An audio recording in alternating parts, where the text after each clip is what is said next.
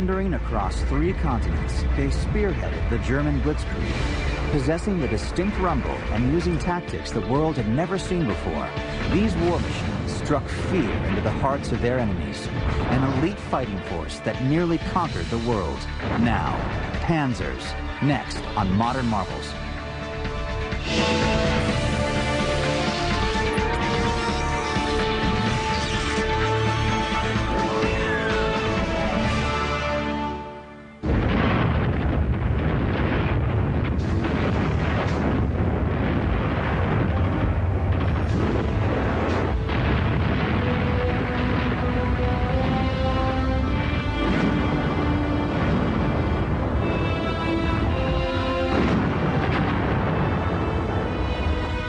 As the war began, Hitler's armored spearhead crushed all enemy resistance with massive combined assaults.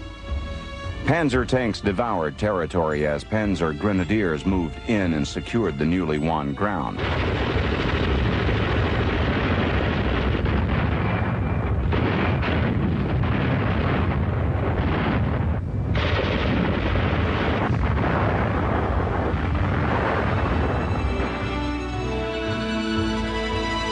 The treads of the Panzers crossed the countryside from Norway to North Africa, from the English Channel to the steppes of Russia. Hitler's general, like Heinz Guderian, the architect of Blitzkrieg, became national heroes. The youth of Germany yearned to be part of the Panzers. For me, there was no doubt in my mind I wanted to be a tank officer. It's very hard to explain, but I think there are many factors to success. A certain glamour, the spirit of the tank corps fascinated me. Maybe the uniform, I don't know. I mean, it's hard to remember exactly, but for me there was no doubt in my mind I wanted to be a tank officer. And I was a tank, I became finally a tank officer. But Wolfgang Sterner's first taste of combat came during the Panzer's most difficult fight. In 1943, in the heat of the Russian summer, 2 million men and thousands of tanks faced off at Kursk for the greatest tank battle in history.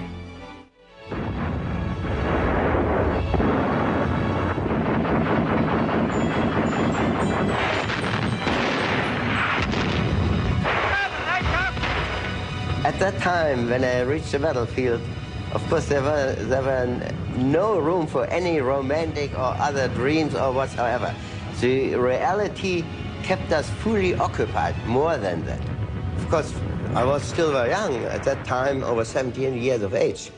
And then to be in command of a tank, that really took my entire effort I had to bring in those days. We fought until the almost complete exhaustion. For 3-4 days in a row, you went back only in order to fuel up ammunition, a short sleep, and on you had to go again because we had tremendous losses at the time. It was hot, it was very dusty. This was a fighting on point-blank range because due to the dust and due to the extreme mass of tanks, we could recognize each other only on the shortest distance and then fire. Kind of rough going, I would say. The failure at Kursk started the long retreat for the Panzers. Germany greatly underestimated the capabilities of their opponents and overestimated their own ability to maintain the blistering pace of Blitzkrieg. As the first tanks lumbered across no man's land in World War I, it must have been hard to foresee lightning war as the future for this new weapon. These few tanks, spread over the battlefield, plodded along at a walking pace, like a bunker on tracks to shield the infantry from machine gun fire. The lone exception came in November of 1917 at the Battle of Cambrai. The British massed 400 tanks in the first concentrated armored assault. The British tank offensive at Cambrai was successful in penetrating the German lines, but due to the lack of supporting infantry and artillery, the attack eventually petered out. The Germans were able to reform their lines in front of the British advance. And this is one of the reasons that the German army did not really consider the tank to be an important weapon. The German army fielded only one type of tank during the First World War. The ponderous A-7V, a 30-ton dinosaur with a crew of 18, struggled over the countryside at a top speed of less than 5 miles an hour. By war's end, Germany had built about 20 of these giant tanks. The Germans, of course, had been defeated. They were demoralized. The Treaty of Versailles limited them to an army of 100,000 men with no tanks and no combat aircraft. Germany then was faced with the prospect of having to defend itself with minimal resources. Their leaders had to come up with a way to mobilize the troops so that fewer men could do the job of a much larger conventional army. General Heinz Guderian studied British and French theories of armored warfare, radical new theories that prophesied victory with high-speed tanks and mechanized infantry assaults supported by artillery and air power. While the Allied armies all but ignored the ideas, Guderian tested and refined these new theories with an arsenal of dummy wooden tanks and created the blueprint for Blitzkrieg. In the beginning of the war, I was under his command. The General Oberst Guderian, he was called as the father of the tank units, And his idea was to take all the tanks together, followed by armored infantry, followed by artillery, especially self-propelled, and all the other units must have the same speed in the field as the tank units. But old-school German leaders viewed Guderian as a renegade. They firmly held on to the notion that tanks should be dispersed across a battlefront and operate only in support of the infantry. And Guderian said, no, the tanks must come together and must attack all together. In 1933, a demonstration by Guderian and his small tank force settled the argument. Adolf Hitler, Germany's newly elected chancellor, saw enormous potential and proclaimed, "This is what I want. This is what I will have." And the Panzer divisions were born.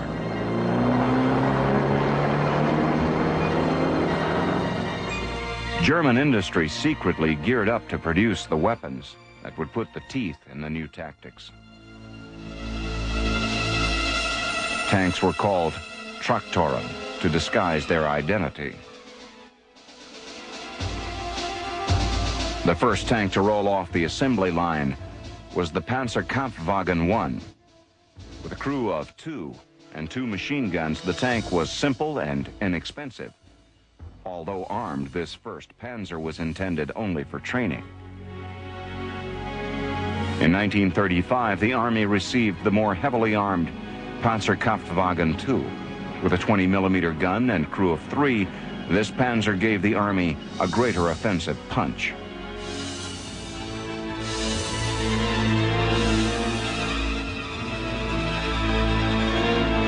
On April 20th, 1938, for Hitler's 50th birthday, the Panzer divisions proudly displayed their new weapons of war. Wir waren stolz darauf. We were very proud of having these new tactics, and we were very proud of having Guderian. We were also proud of having good tanks, and most of all, we were very proud of being well trained for this new kind of armored warfare. Für diesen Panzerkampf gut ausgebildet zu sein. In 3 months of 1940, Germany invaded and conquered 5 countries. All of the existing Panzer divisions were involved in the invasion and were instrumental in the German victory. Panzers will return in a moment on Modern Marvels. We now return to Modern Marvels.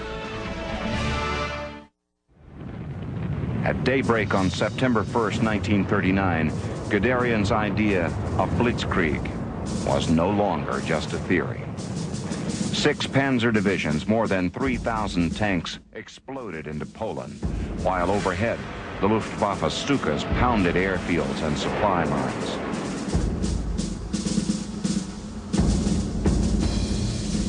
The Polish army put up a tenacious defense, but their obsolete equipment and tactics offered little hope of holding back the Panzer's steel tide. On September 27th, Poland surrendered to the Germans. The Panzers that paraded before Hitler a few months earlier now marched in victory through the first country to fall beneath the blitzkrieg. Like a brilliant dress rehearsal, the campaign in Poland prepared the German army for the invasion of France. When the Germans invaded France and the Low Countries on May 10th, 1940, the Germans had fewer tanks, about 2,700, compared to more than 3,000 French tanks and several hundred British tanks. And further, the French tanks were superior in quality, but they were inappropriately dispersed throughout the country. Every division, every unit had some tanks assigned to it that were not located in mass. The Germans, on the other hand, had concentrated their effort in a front less than 200 miles wide at its widest part, and in there they had concentrated their armor. Die Taktik der ersten Jahre war die, dass im Allgemeinen die Panzerwaffe die Infanterie. The tactic was a concentrated tactic of concentrating our tanks, followed by the infantry. In the beginning, it was so successful because of the overwhelming force we could muster in a surprise attack. Überraschungseinsatz der deutschen Wehrmacht. In France, we became aware of just how superior our tactics were. I remember during the attack, looking out of my tank and seeing tanks everywhere, in front of me and behind me. It was this massing that was the reason for our success. Within 24 hours, we crossed 3 borders. We went from Germany to Luxembourg, from Luxembourg to Belgium, from Belgium to France. And we had the French as opponents, and they were so stunned about our appearance that they didn't make any resistance whatsoever. The annihilation of France, like Poland, was not a victory of superior hardware, but a victory of superior tactics. Hitler had pushed his army into war before they were fully equipped. The attacks were led by the lightly armed training tanks, the Panzer Is and IIs. The Germans filled in the strength of the Panzer divisions with tanks captured in the occupation of Czechoslovakia in 1938. German industry was not able to supply the numbers of vehicles and weapons required. And as a result, you can make a very good case that Hitler could not have gone into Poland or France or even Russia later in 1941 if he had not had the output of the excellent Czech armament industry. Production had begun on heavier main battle tanks, Panzer IIIs and IVs, but they were still in short supply during the attacks on Poland and France. The Panzer III was designed as the primary breakthrough tank. Unlike most tanks that are more heavily armored up front, the Mark III was equally armored on all sides. It was expected that initially these tanks would overrun the enemy's frontline defenses and might be vulnerable to anti-tank fire from the rear. The Panzer IV was more heavily armored in front, as it was designed to travel with infantry support. The tank was fitted with a 75mm howitzer to knock out enemy fortifications and machine gun nests. The Panzer IV became the backbone of the Panzer divisions. It was not primarily intended as an anti-tank weapon, and indeed during the invasion of France and later Russia, early Panzer IVs with the short howitzer were almost completely incapable of knocking out enemy tanks. The Panzers were propelled to victory by decisive leadership and effective command and control. The armor visionaries like Guderian felt that it was essential to lead armored units from the front because of the speed of their movement and the fact that they often would encounter unexpected obstacles. Leadership on the spot, unhindered by long lines of communication, was essential to seize the initiative.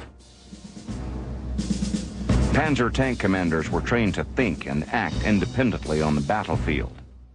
The great difference between us and other armies was that we were not given specific orders. We were given mission orders. If we were given the order to attack a village, I could decide when and where to do it. It was my decision how I accomplished this mission. The difference was that I could react to constantly changing conditions on the battlefield as long as I achieved my goal. A network of sophisticated communication lines helped coordinate the combined arms attacks. In a tank division, we had a liaison officer from the Air Force. And this liaison officer gave the pilots exactly where are the targets. It was absolutely a revolution in the beginning of the war on our side. While their opponents communicated with archaic hand signals and flags, the Panzers were fitted with state-of-the-art FM radio gear. Our tanks was equipped with communication lines. And we can talk from one tank to another. The platoon commander can talk to all tanks, and the company commander can do it also. But the leading of the tanks was very simple. We used to have certain codes we applied and which we changed, if possible, from day to day. I can remember one word, it was enemy infantry, was the word Prediger Ölsardinen. Now that means preacher and sardines. So, I mean, it is just one thing I remember. But radio connection was absolutely a must and very important. Over the radio, we can talk all together in the tank. The crew commander to the driver to the operator to the loader, and to the signalman. And the communication was excellent, given by not this microphone, but living here. It was excellent. Ingenious throat microphones didn't transmit the deafening tank noise and helped create an efficiency within the crew unmatched by opposing armies. In February of 1941, Erwin Rommel, a hero of the Battle of France, was dispatched to North Africa to aid the faltering Italian campaign against the British. Rommel's daring tactics redefined the concepts of blitzkrieg. He regarded the tank as the raiding weapon supreme. He was able to develop tactics that used small groups of tanks and other arms that would penetrate deep into the enemy's rear, get behind the lines, turning up where he was least expected. And he did this by personal example, leading either with the tanks themselves or flying over them in a light aircraft, but always up there, pushing, chivying, much the same way as Guderian had done in 1939 and 40, but Rommel carried it to a greater extreme, and he wanted to be there to keep behind, to keep the momentum going all the time. He was a raider. Und Rommel ist unser selbstverständlich für einen Afrikamann. Rommel was our idol for all of us who served in Africa. But we would have preferred if he wasn't always so far out in front. We were always worried about his safety. Von der Front rückwärts sich aufgehalten hätte. Rommel, the Desert Fox, consistently outmaneuvered his adversaries using fewer tanks and men. Rommel was particularly good at using his tanks as a screening force to draw out the British into range where he could then fight with what was his major anti-tank weapon, and that is the dual-purpose 88mm gun. The 88 was, in North Africa, practically a wonder weapon. It was able to knock out any Allied tank at a range of 2,000 yards or better. Operating across the open desert like ships at sea, Rommel and the Afrika Korps drove the British back into Egypt in less than a month. Rommel's leadership gave his troops a sense of invincibility, a feeling that would prove to be short-lived. In the beginning, I had no fear because I had not felt any pain. I had not been wounded, not burned. Fear came a little bit later. In 1998, Daimler-Benz, the largest manufacturer of the German Panzer, merged with longtime rival Chrysler, maker of the Sherman tank, in the biggest industrial marriage ever. The new company is the 5th largest automaker in the world. Modern marvels will return in a moment. We now return to modern marvels.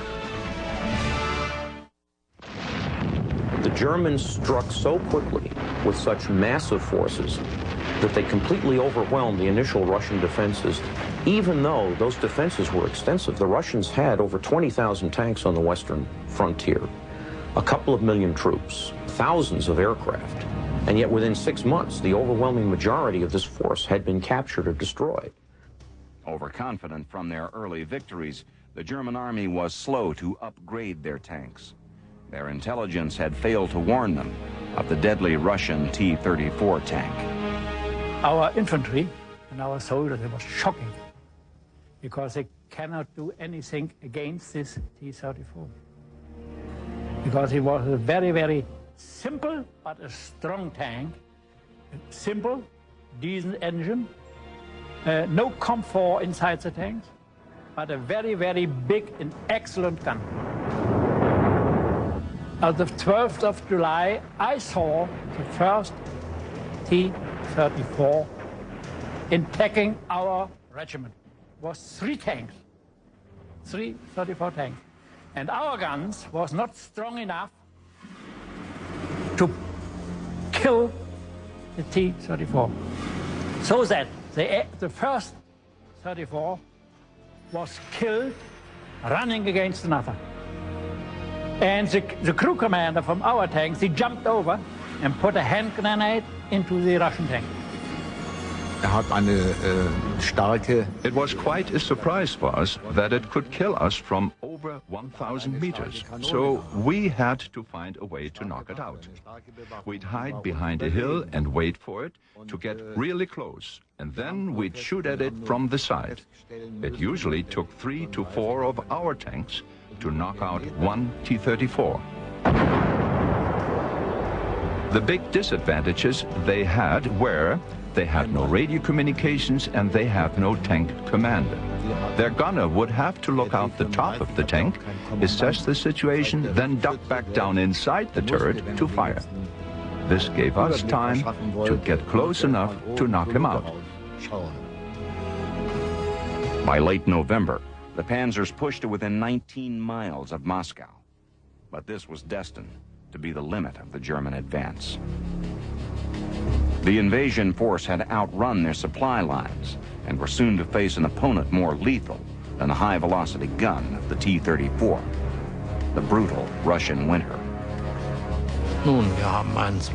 We had started a 2-front war, and we had made no preparations for this winter. No preparations for our clothing, for our weapons, or for our engines.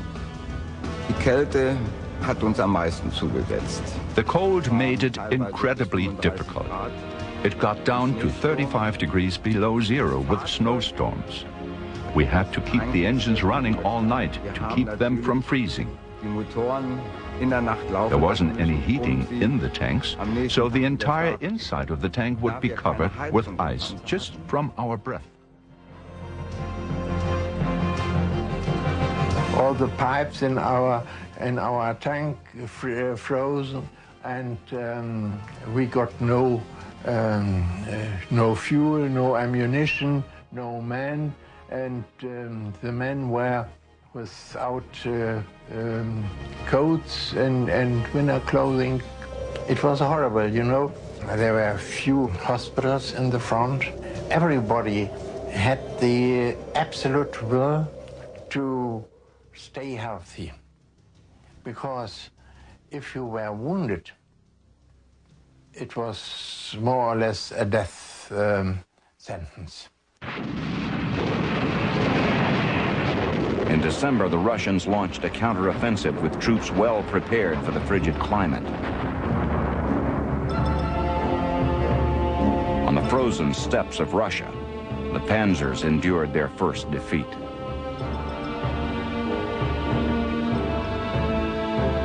Staggered by the losses, the Germans scrambled to regain their superiority. Tanks were fitted with thicker armor, and the Panzer IV was upgraded with a long-barreled 75mm gun. In September of 1942, The new Tiger tank was rushed from the factory to join the beleaguered Panzer Division on the Eastern Front. The Tiger I was originally developed from the concept of the breakthrough tank to make it so powerful and so well protected that no Allied tank would have a hope of destroying it. This immense tank was fitted with the deadliest gun in the world, the infamous 88 millimeter. Mit dem Panzer 3 und dem Panzer 4 haben wir den With the Panzers 3 and 4, we could start the firefight from only about 400 to 1,000 meters.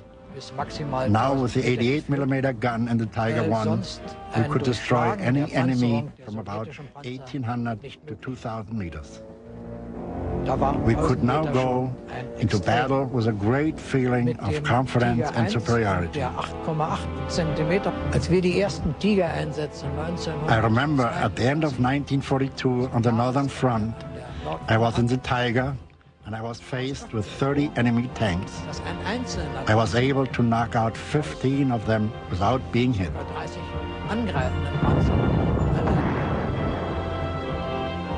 Dem stand ein großes Problem, vor allem auch. There was one big problem. At 60 tons, we were always in danger of sinking into the mud. And at the Northern Front, there was a lot of wet and muddy terrain. It was hardly possible to find a bridge that we could cross unless the engineers were to fortify them in advance. Initially, the Tiger was unreliable and difficult to maintain. Even after these problems were resolved, German industry could never meet the Panzer Division's demand for the weapon. Only 1,350 Tigers were produced.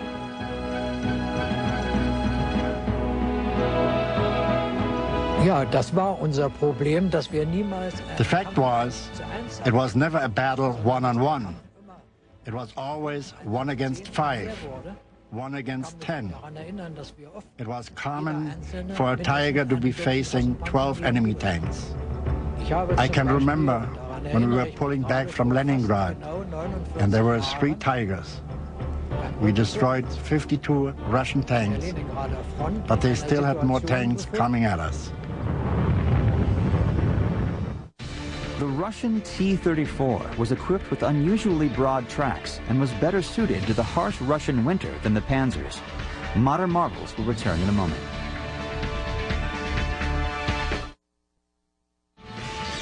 We now return to modern marvels. Hitler had anticipated the Soviet people would crumble under the onslaught, but their resistance only stiffened. Hitler launched ill-conceived offensives in Leningrad and Stalingrad. The armored force was desperately drained of equipment and men. In the summer of 1943, the Germans regrouped. Hitler massed his forces for Operation Citadel and advanced against a salient that had developed in the Russian lines near Kursk. Hitler had delayed the attack until his new Panther tank had reached the battlefield. By contrast with the Tiger, the Panther was a much lighter, much more balanced vehicle. It was well armoured. It was the German equivalent of the T-34. In fact, the T-34 in many ways influenced the design concepts that grew into the Panther. Like the Russian tank, it was designed with sloped armor, an innovation that better protected the crew. The firepower of the Panther's high-velocity 75mm gun was even more lethal than the Tiger's 88. From 1943 onwards, it was the one tank that most of the Russian and Allied tank crews really feared, far more than the Tiger. The Panther was a real present for us tank soldiers. It had a much better protection and a much stronger gun. Now we could engage the enemy at well over 1,000 meters. With the arrival of the Panther, Hitler was ready for the assault. However, Russian intelligence discovered the plan, and the Soviets braced for the attack. With the help of civilians, they dug 3,000 miles of trenches and buried 400,000 landmines. Along the defensive front, they placed more than 400 artillery guns and mortars per mile. Guderian pleaded with the Fuhrer to reconsider his plan. Such an attack would negate all the advantages of blitzkrieg. There would be no mobility, no surprise. The men of the Panzer Corps would not be the highly trained elite force that entered Poland and France. Wir hatten durch den Ausfall von Later in the war, those who replaced the casualties became younger and younger. They didn't have any experience, so the old staff sergeants took them aside and said, "Now, my boy, listen. You follow our advice, we'll tell you what to do, and if you don't listen, you'll be dead tomorrow." Mach das so, wie wir das gelernt haben, sonst bist du morgen tot. July 4th, the battle began. 2,700 German tanks squaring off against 3,600 Soviet tanks.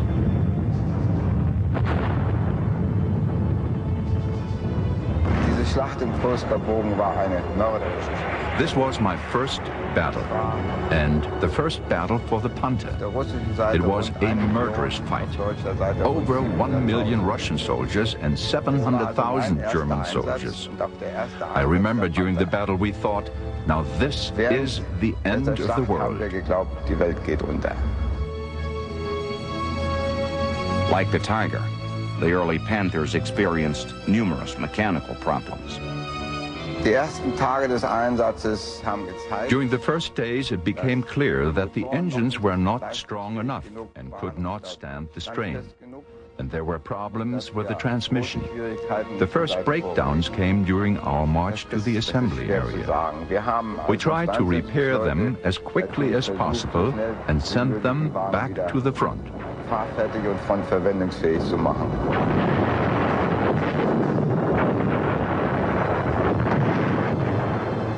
In the first couple of days, it looked like the Germans had some success, but eventually they simply ground themselves to pieces on the Russian defenses, and when it was over, the German panzer forces were emasculated. They were no longer able to conduct warfare as they'd conducted it in the past.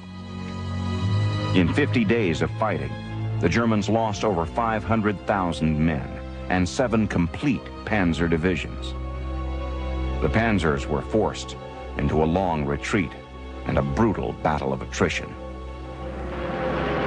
The Luftwaffe had lost air superiority, leaving the tanks easy prey for the Aleutian Sturmovik ground attack aircraft. For me, the worst thing was if we were under air attack. Now, if you are in a tank and they attack you, then you are completely helpless. You feel like a decoy there. Like if the fighter planes are above you and you have nothing to fight them, and you know it's only a matter of time before they get you, then the feeling is lousy, so to speak. The day that Adolf Hitler sent his tanks across the Russian borders, the day that he lost World War II, there was no way that the Germans could occupy the Soviet Union. The fact was that the Soviet Union was a nation of over 140 million people, whereas Germany had only 50 million. And in a war of attrition, the larger nation was likely to prevail. In North Africa, the German forces were also feeling the crushing effect of the two-front war. Fuel and supplies ran perilously short, and air support was virtually non-existent. When I was there, we had to make the best of everything. Very, very few tanks, long lines stretched out to be protected by just a few. We didn't have enough ammunition. We didn't have enough gasoline. We were also afraid that there was sabotage. I remember that I put a finger in the jerry can, you know, sniffing whether there was any water mixed in it, because we feared sabotage. I remember sometimes we went into battle and were not gassed up fully. So we just hoped it would be sufficient, you know. The Allies had broken the German secret radio codes so they could intercept and sink supply ships before they reached port.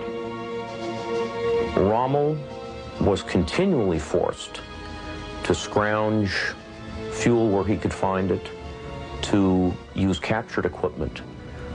In May of 1943, when the final German units in Africa surrendered, almost 85% of their motorized transport consisted of Allied vehicles. The last tanks the Germans had basically ran out of fuel and had to be destroyed. The time was over for Blitzkrieg. Blitzkrieg is something that happened in Poland and in France. In Africa, at the end, there was certainly no Blitzkrieg. During the Battle of France, the 7th Panzer Division earned the nickname Ghost Division because no one knew where it was, including the German High Command. Panzers will return in a moment on Modern Marvels. We now return to Modern Marvels. When the Allies invaded Europe in 1944, their main battle tank was the M4 Sherman. The Sherman was rugged, reliable, highly maneuverable, and simple to maintain. However, the Sherman was thinly armored, and its gun was incapable of knocking out the German Panther and Tiger. We could kill a Sherman at a much greater distance than they could kill us. Their gun was not as powerful as ours, and it was obvious in a shootout we could get a lot more of them than they could get of us. One hit on the Sherman, and it caught fire right away. We called the Germans Ronsons after the Fireleiter, because mostly with the first round they blew up.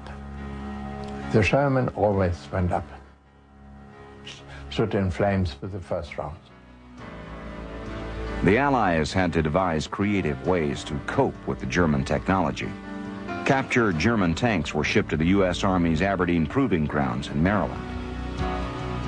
German tanks are brought here to Aberdeen and they are tested. They're tested in a lot of different ways. They test them automotively. They drive them across a thing called the wash rack. They drive them up and down hills to see what kind of grade they can climb. They drive them up against obstacles to see how much of a vertical clearance they can take. They fire round after round into them to see where the weak points in the armor are. And after a while, a picture emerges of just how effective these things are. And that intelligence information is disseminated to the field. For instance, the early Panther has the gas tanks located aft, and they are exposed. And if you know where the gas tanks are, you want to aim for the gas tanks, because you're not going to penetrate the frontal armor with a 75 gun on the Sherman. But knowing where the gas tank is, you can aim for that position and kill the tank. The Germans knew that we were doing this type of testing. They were doing the same thing to our stuff. This is a common, everyday practice in war.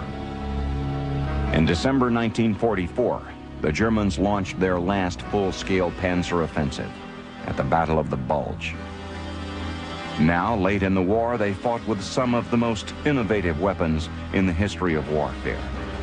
The fight marked the debut of the King Tiger tank. The King Tiger was the heaviest tank ever to appear on any battlefield.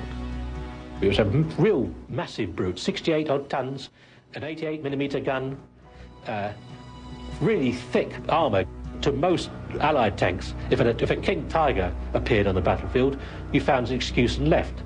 But they suffered the same tactical drawback as the original Tiger did. They were very, very slow. They were so slow and cumbersome.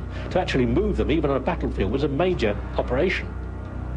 But the Germans could never produce their weapons in the quantities necessary to hold off the Allies.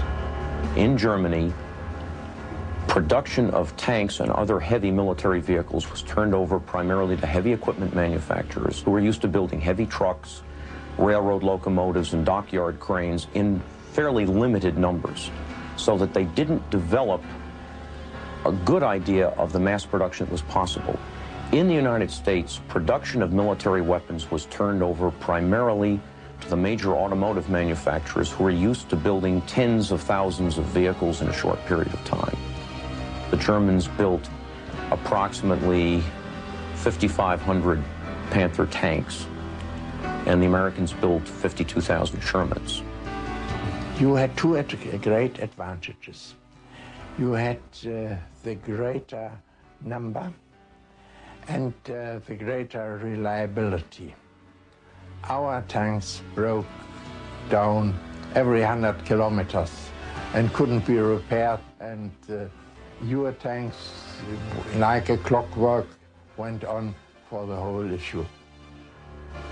The Germans were really overwhelmed by such a volume of equipment that it's really hard to fathom how, in many cases, they held on as long as they did with as little as they had. Despite the overwhelming odds, the tank crews never lost the spirit that forged the power of the Panzers. One of the reasons for the German soldiers' incredible fighting effectiveness was that even when the chips were down, he kept fighting long after the point when perhaps it was even hopeless to continue. This may be a German characteristic, but we swore at the beginning of our duty to defend our fatherland. And that's how we fought, over and over again. I was wounded 4 times in the tank. You can see a souvenir from Egypt in my face. We as a young soldier, we learn to live inside the tank. The problem is only if you are in the field and an anti-tank gun hit your tanks. What happened inside the tank? What happened inside the tank? It starts a big fire inside the tank. A lot of dust inside the tank. And later it's absolutely quiet. And you will ask the crew, Willem, are you living? Charles, are you living? And so on. I lost the tank in 5 times. And I lost 1 soldier, who was died in the 5 times. All the others are only wounded. Myself lost 1 eye, and all the others goes in my head because the crew commander looks out at the tank with his head. We were young and didn't think much about danger, but the worst would certainly have been if the tank caught fire and we couldn't get out. The crew was very dependent on each other. If there was a hit on the tank, it affected all of us. Anything else you would like to add? Möchten Sie noch etwas hinzufügen? Wir haben so viel Schreckliches erlebt. Es darf keinen Krieg wieder geben. We have experienced so many terrible things. There should never be a war again. Would you believe that the Romans had